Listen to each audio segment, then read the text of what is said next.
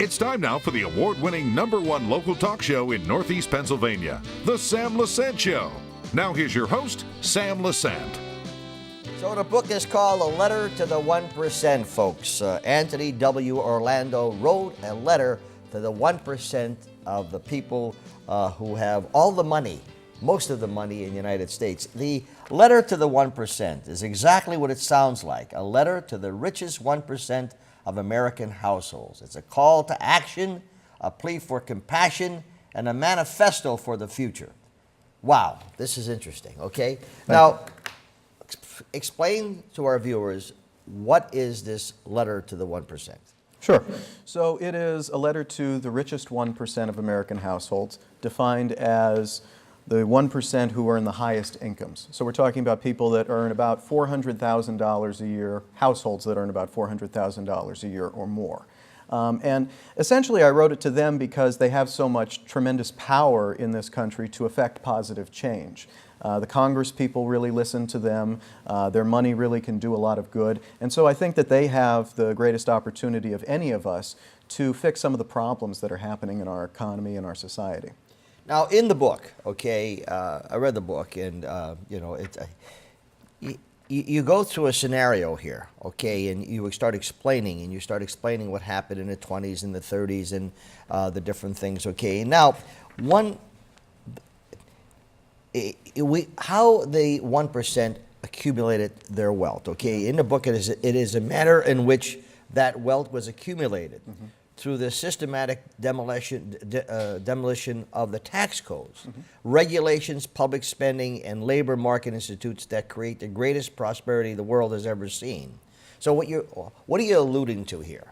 Well, what I'm suggesting is the reason I'm taking a historical perspective is because it wasn't always like this. If you go back to the 40s and the 50s and the 60s, the 1% were earning a lot of money, but they weren't earning nearly as much of the economy as they are today. And unfortunately, that means that there's less money left over for everybody else. And my explanation in the book for how a lot of this happened is because taxes got lowered on the rich and raised on the middle class, which we've talked about before. Public spending on things like education has gone down for a lot of people who need it. You know, the minimum wage hasn't kept up with inflation. There are a lot of public policies that used to help keep balance between the 1% and the 99%, and as you alluded to, some of that balance has been demolished. Okay, so now what happens is, when you were on the show last time, we were talking about, the 1% and, the taxes, and now where along the road here, okay, I haven't picked up in this book accountability, okay? Mm-hmm. I haven't picked up accountability, all right? Okay. So I think everyone has to be accountable, all right? I don't think these people got rich overnight. I think they had to be doing things in their life, the entrepreneurism that we all look for. I don't know, Anthony, if that is so prevalent today, entrepreneurism, because of what is happening in the country. So where do you place accountability? I think accountability is very important. Even though I may not always use that word, I do try to allude to some of what you're talking about. For example, when I talk about ways that Wall Street firms have issued predatory loans, or corporate executives have bankrupted companies but then walked away with huge amounts of money. These people have not been held accountable for the way that they've been ripping off the average American. Now, to your point, I think what you're alluding to is that the 1% isn't the only one that has this problem. We have a lack of accountability across the country. And I think that's an important point. You and I were talking before the show about in media how that's a problem. How you look at cable news and you look at a lot of the news sites that are on the internet, and they're not held accountable either. And I think that we need to be having this conversation and holding more people's feet to the fire, because the more people get misleading information, the less accountable people are held, the more problems we're going to have in our democracy. As a professor teaching in a college, you have students who earn grades. Yeah. So someone earns an A, someone earns a B, someone earns a C, someone fails the class. So what you say to the person who failed the class is what? Well, if they failed it, then obviously they didn't deserve a better grade. Yeah. They got what they deserved. So in other words, they got what they deserved. Right. Okay. So if they would have studied, If they would have done what they had to do, they would have got a better grade. Right. So that young person or whomever was held accountable for the grades. Okay. So people sometimes in different organizations today, okay, they get comfortable because they're secure. Yeah. And they feel they don't have that accountability. Yeah, Okay. very true. Now that's what I think is the concern here. Okay. If your SATs, if you're a teacher and your classes are not doing well, then the teacher has to see what is he or she doing. Right. How do you feel about, same thing with unions, okay, with their their wages. Yeah. How do you feel about that? The accountability with the. I think it's very important. I think the key to that analogy is the person who's giving the grades has to be giving fair grades. So you were assuming, and I appreciate this, that I'm a good professor and that I was giving the right grades to the right people, right? But in a lot of places in society, that's not what's happening. I think that a lot of people in the 99% have worked hard. They have studied. They've done everything they were told that they were supposed to do. And their incomes haven't been growing, their wages haven't been going up, costs keep rising, they can't afford to send their kids to college, they don't know what to do. They deserve more. They deserve a higher grade, but they're not getting it because the system hasn't been fair to them.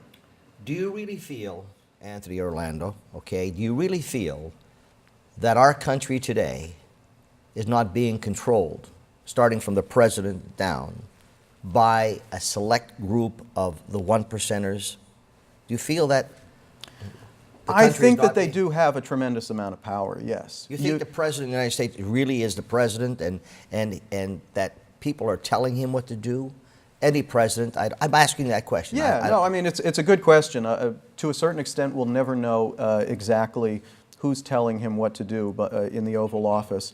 But I think that, as you mentioned, there are a lot of people in the 1% who have a tremendous amount of power. One thing that you mentioned earlier was that you felt that entrepreneurism seemed to be dying. And actually, there was a recent study that just came out that shows you're absolutely right.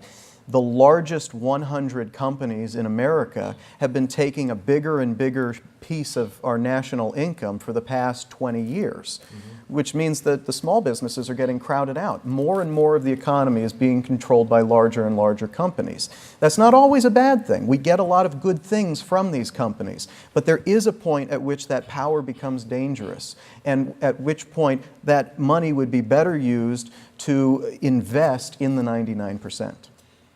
There's such a thing, and it's a terrible thing, it's called greed. Yeah. And I think, just my opinion, Anthony, is I think most people in the one percenters have a lot of greed. Yeah. And when you have a lot of greed, you don't care about maybe helping whatever you can help. Now this is just, I'm sure there's a lot of people who in that 1% are doing a lot, because you mentioned in the book, Gates and a few other people about what they did. It's very difficult to overcome greed. Yeah. No, I agree. Part of it is, I think that they need to see that greed isn't in their long-term interest.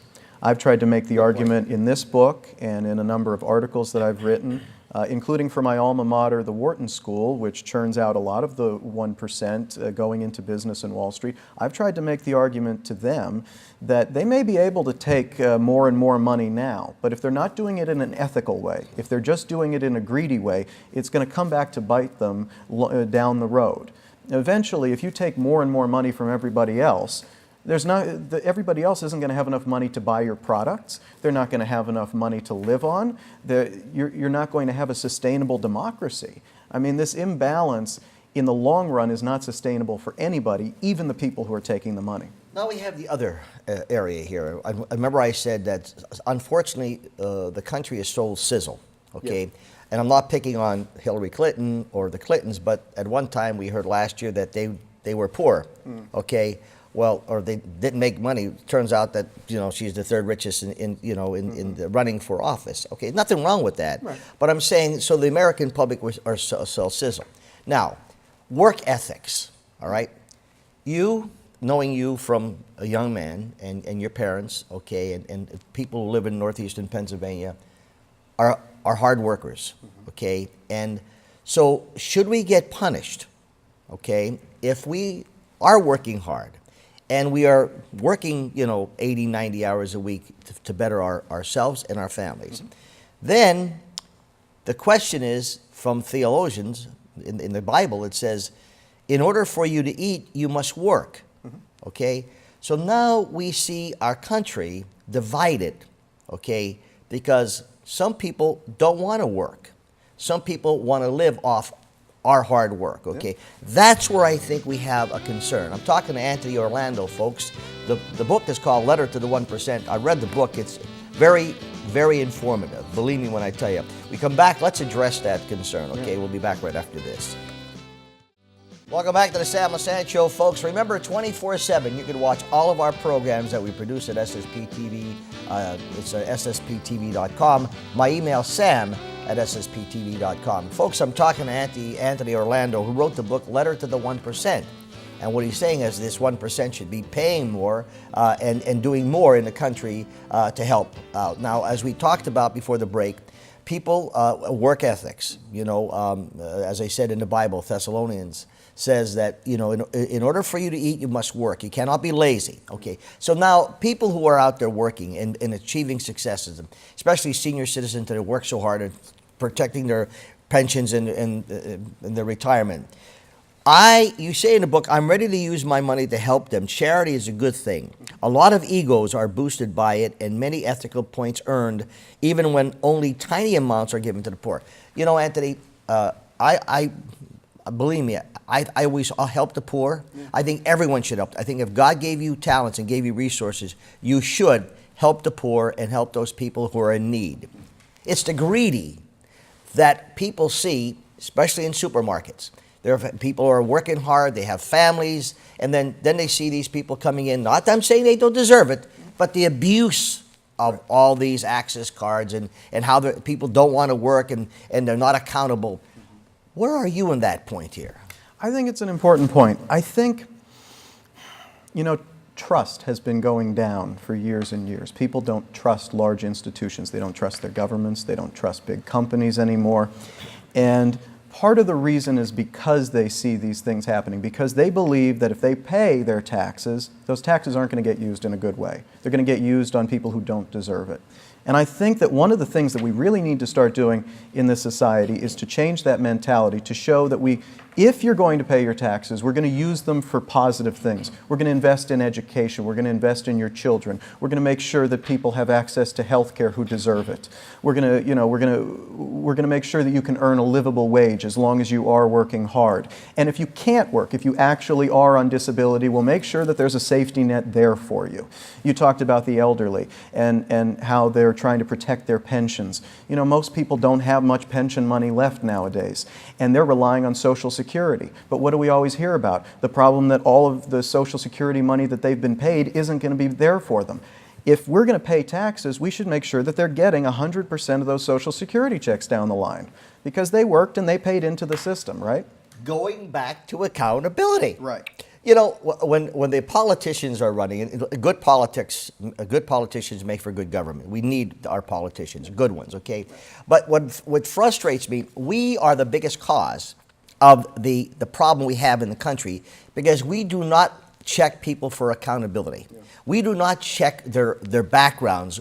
Are they qualified? You're a great person. Do you think I would vote for you because I like you and your family? No. I'll vote for you because I want to see what your substance is. That's the problem we have, Anthony. How do we overcome that? I think that it starts in places like this. It starts in the media. It starts with educating the public. We talked about how most television shows aren't educating the public about things like this. They're not talking about things like Letter to the 1%. I think we need to have the conversation. The only people who can really make a difference are the people who hear the message. And that's why I wrote the book. The 1%, we've talked about this before. We don't want to steal from them. We want them to voluntarily want to help. The 1% has the power to swing elections. They give most of the campaign donations. They know most of the people in power. They can run for office themselves, and a lot of them can win. I think that it starts with people who are in a position of power, listening to this message and wanting to do the right thing. Reading the book, you talk about Wall Street, you talk about, you know, some of the scandals and what they did, and even to the point where they, you know, they threatened a person who was disabled just to get a loan guarantee, etc. We have those snakes today, okay, and unfortunately, you have them. In the book, okay, if I'm reading this book, I'm looking at a lot of statistics you're running. Now, what you're saying is that in essence, if the substance, sometimes we feel if you lower taxes will increase the economy because we have more money to spend. Right. And here you're saying that really what isn't the case in some areas. Well, it all goes back to spending the money on the right things. When I was giving a presentation at Wharton to some of the 1% people, one of the arguments I made was, look, we tend to think of taxes as penalties. But for those of you who can afford to pay the taxes, I'm not talking about poor and middle class people, they pay more than enough taxes, but for people who can afford to pay a little bit more, I think they should think of those taxes as investments, not as penalties. Because if you invest that money in the right programs, the economy will grow even more. I mean, what's a better investment than in our schools? Our schools are crumbling. They need the money. Our children need the money. People need the money before the kids even get to school. They need pre-K, they need daycare, they need home visitation programs that help them raise their babies. We need to be investing in our children, and we need to be investing in our elderly, and we need to be investing in things that will grow the economy. Not thinking of it as a penalty, but thinking of it as what can we do that will build the future. Okay. So now, Anthony Orlando, who wrote the book, the letter, you wrote me, I wish it was me, okay, but you wrote this letter to the 1%. So in the end of the book here, you know, you begin to say these are some of the things, you know, the solutions you have, okay? Because I like these people who come out and make, I'm doing this, I'm doing that, but you see no plans, okay? So what do we, you know, as the average middle class income, what do we do, number one? What is a solution that you feel, okay, that would be better for our country? What do we do? Well, I think it starts, like you said, by picking the right policymakers who care about these sorts of things and aren't just dealing in the sizzle that you talked about, right? They actually have a plan. They're actually interested in these facts. People who want to make sure that the minimum wage goes up, that keeps up with the cost of living. People that want to invest in the schools in your neighborhood. People who are going to make sure that Social Security is there for you when it comes your time to retire, and they're not just going to let it go bankrupt. I think it begins by finding the right leaders. Okay, so I think if you're going to give someone a tax break, I think there should be an attachment to that. For example, if you're going to give me a corporate tax break, then you should say, we'll give you a tax break, but we want you to employ 2 or 3 more people according to that, what that tax, or we need you to purchase, you know, X amount of, as I said to you, in the way the corporate system is, instead of paying, you could buy equipment. Well, if I'm buying equipment, people are working. Hopefully, we try to buy American product, which is difficult sometimes in the technical end. But so there should be some kind, I think, attachments here, okay? Yeah. So if you give the rich that 1% a break, then X amount of dollars should go investing in education, et cetera. Do you agree with that? I agree. One of the problems with the financial crisis was we helped these banks so they wouldn't go under. Yes. And at the time, it made a lot of sense to try to stave off a second Great Depression, because when banks go bankrupt, everything falls apart. But if you're going to do that, make sure that these banks are then going to give loans to small businesses. Make sure that people are going to be able to get mortgages. These banks took that money and then they didn't lend it back out to you and me. That's not helping the economy. That's just helping them. So where was the accountability factor there? It wasn't there. See? Yeah. This is what I'm trying to say. And this is what people, when you said that word trust, yeah. This is the way, you know why some people are not voting? They're all a bunch of bums. Yeah. No matter who we vote for, Sammy, it's the same old stuff, okay? You know, in one way, you know, I feel sorry for them, but that's not the right answer. The right answer is keep on fighting. Folks, I'm talking to Anthony Orlando. It's an interesting book. You can get this book on Amazon, right? Yep, Amazon, Barnes & Noble. Barnes & Noble, Letter to the 1%. Believe me, it's an eye-opener. We'll be back right after this. Thanks for staying with us, folks. I'm Sam Lesante. You're watching the Sam Lesante Show. Letter to the 1% is the book. The author is Anthony W. Orlando. We've got a couple of minutes left. Okay, in the book again, you talk about this 1% who has all of this money. Now, 1% of the people of these pay for about 40% of the About 40% of all the taxes, taxes. 2% pay for about 80%. Yeah, yeah. Okay. All right. Now, isn't that a good thing? I think it is a good thing because they're earning so much money, I do think they can afford it. The thing you have to remember is the top 1% is paying 2/5 of the taxes, yes, but they also have 3/5 of the wealth. Okay, so you know, if you bought shares in a corporation that operated that way, why, you'd be pretty upset. You know, you're paying. Imagine that you're the 99%, right? You're paying for 3/5 of the company, but you're only getting 2/5 of the money back. That's not fair. So I'm not saying that it has to be exactly, but it gives you an idea that they have more than enough money to do this, and everybody else doesn't. That's why they're in such a great position to help. Welfare. You mentioned about welfare in here, okay? And here again, there's a lot of fraud on that. Yes. How do we correct that? Well, you know, I think the last time I was on the show, we talked a little bit about how much that fraud is. And government investigations of fraud and welfare-type programs have shown that it's really only 2 or 3% of the budget that's wasted on fraud. So it's not a tremendous amount. And private corporations tend to have rates that high, too, for similar things. So I think that it's a problem. I do think that we need to be enforcing those things more. But, you know, we also need to be enforcing things in the private sector just as much. You know, for example, wage theft is a huge issue, and that's not being enforced. People are working certain hours, their employers aren't paying them what they promised to pay them, and then they can just walk away. That's illegal. It's not supposed to be happening. There's just as much fraud happening in the private sector. And unfortunately, because of government spending cuts, they don't have the manpower to enforce these regulations. When you said, and yet every major politician who has addressed the issue, Republican, Democrats, has proposed a fix that will take money out of the pockets of the 99%, raising taxes without raising the cap, slowing the growth of benefits, increasing the retirement age, et cetera, et cetera. So here we go, we're back to the, you know, whether it's a Democrat, Republican, you know, we just have to look forward to them investing in America and increasing these things. But here again, Anthony, I hope your next book has accountability of because every one of these factors that you're talking about. I was enlightened, as I said, about the Luzerne County Council. Yeah. I was not 100% for that until I interviewed Judge Burke and Bob Lawton, who is the manager. I got a different perspective from that because I was able to see what they're doing in detail. Right. That's what the book is. I mean, you read the book, you get a better understanding of what you're talking about. So in the conclusion here, for the average person out there, why, you know, first of all, I highly recommend folks should read the book. It's fabulous. Letter to the 1%, and he's a fabulous person, Anthony Orlando.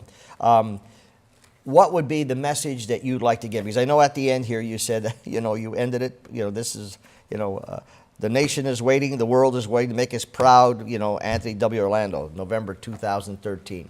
So what do we do? Well, you know, the book is written to the 1%, but it's obviously written for everyone to read, you know. So for the 1%, obviously, I want them to try to use their money for the right thing, invest in the 99%. For the rest of us who aren't in the 1%, I think we have to find people in the 1% who are willing to do that. I think we have to support when people like Bill Gates and Warren Buffett are willing to give their money back. I think we have to encourage more people to do that. I think we have to watch television shows that encourage that sorts of things, so they'll put more shows on the air like that. I think we have to vote for politicians who are willing to invest in the 99%, because if we don't do it, nobody else will. In conclusion, a person once said to me, my vote doesn't count. And I said, well, let's look at this. If you're in a church, okay, or any building, and it's dark, and we have candles, we light your candle, then we light the other candle. And once all the candles are lit, the room is lit up. So everybody does make a difference, okay? And I think in this book, you're making a difference, Anthony. I wish you the best. And when you come back from the West Coast again, your second book we'll talk about. Folks, the book is Letter to the 1%, written by Anthony W. Orlando. Great person. Look him up, Google him, and you'll be surprised at what you can learn from this book. We'll see you next time.